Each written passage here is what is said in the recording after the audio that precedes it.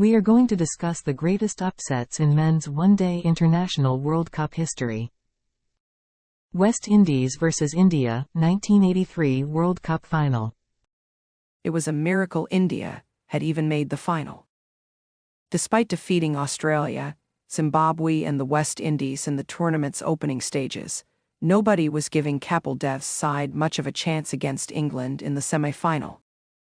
The plucky Indians surprised the hosts at Old Trafford with a 6-wicket victory, proving that their preliminary stage form was no fluke. India celebrated. Their team of perennial underachievers had made the final, and in foreign conditions too. Australia vs Zimbabwe, 1983 World Cup. Only 3 years after gaining independence, Zimbabwe's first official one-day international was against Australia at the 1983 World Cup. While the Australian side had just recently experienced its World Series cricket revolution, leading to greater pay for players, the Zimbabwean team, although talented, was entirely amateur. And things looked to be headed the expected way early on at Trent Bridge as the Zimbabweans fell to 5-84 with Dennis Lillee and Graham Yallop both taking 2 wickets each. But a combination of tenacious batting from captain Duncan Fletcher, 69, and Kevin Curran, 27, as well as sloppy fielding from the Australians, allowed Zimbabwe to recover. England v Zimbabwe, 1992 World Cup. Things looked like they were going to script early as England's bowlers took advantage of favourable conditions, restricting Zimbabwe to 6-77. Only captain Dave Houghton, 29, and Ian Butchart, 24, managed to make it past 20, as Ian Botham, 3-23, and Phil Tufnell, 2-36, struck regularly. But a crucial, innings-high partnership of 31 between Butchart and Ed O'Brien's, 14, for the 8th wicket helped the Zimbabweans edge closer to a competitive total. Left-arm spinner Richard Illingworth, 3-33, cleaned up the tail as England bowled out their opponents for 134. It was only when England captain Graham Gooch fell LBW to Brands off the first ball of the innings were Zimbabwe considered a chance. Brands, 4-21, the chicken-farming fast bowler, totally destroyed the English top order with 4 of the first 5 wickets to fall, including Alan Lamb, Robin Smith and his former schoolmate from Harare, Graham Hick for naught. A 52-run stand between Neil Fairbrother and Alex Stewart, that spanned 24 overs, helped England recover from the desperate position of 5-43, but another mini-collapse of 3-13 all but consigned England to defeat. A simple catch to Andy Pycroft to dismiss Gladstone Small in the final over of the innings saw England all out for 125, 9 runs short of the jubilant Zimbabweans. Kenya v West Indies, 1996 World Cup.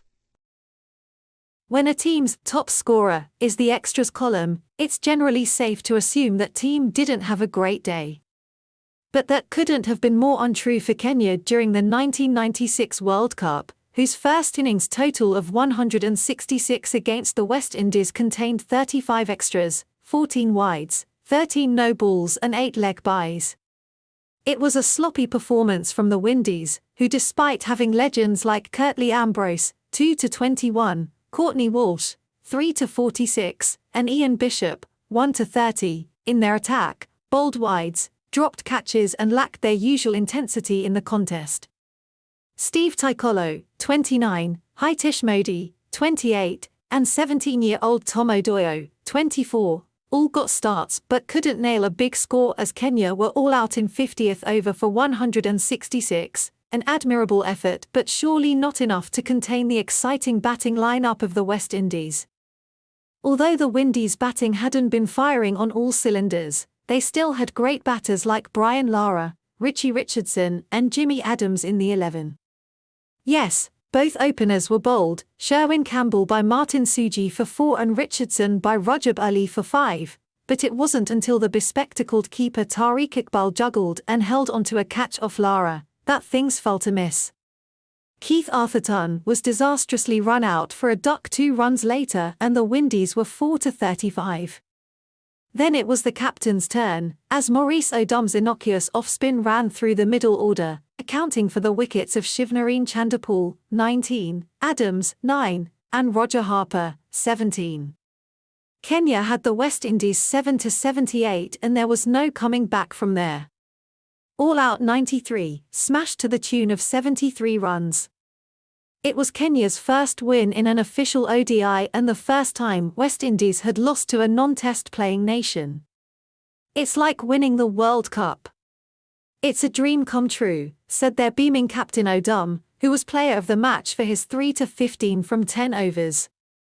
The West Indies are our idols, and to beat an idol is a great thing.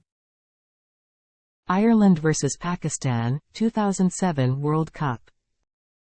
Having already lost to West Indies in the opening match of the tournament, the 2007 World Cup's group system meant a loss in either of their remaining matches against Ireland or Zimbabwe would knock the 1992 champions out. And that's exactly what happened on March 17, St. Patrick's Day. A fiery opening spell from 2-meter quick Boyd Rankin had the Kingston crowd up and about early, sending Jonas Khan on his way for a duck. But he was far from the only batter to struggle. Ireland's myriad of medium-pace options read the conditions perfectly, slowing the pace down and not allowing easy singles. A cluster of wides from Rankin boosted the score, but Imran Nazir, 24, and Mohammed Yusuf, 15, really had to scrap their way through the power play. In the 13th over, Ireland skipper Trent Johnston got the breakthrough. Yusuf caught it backward point by William Portfield. He then brought out the now famous chicken dance, sparking a collapse as Pakistan's middle order cracked like an egg. Pakistan lost 4-16 with Andre Boda proving impossible to get away. He would finish with figures of 2-5 from 8 overs 132 all out in the 46th over,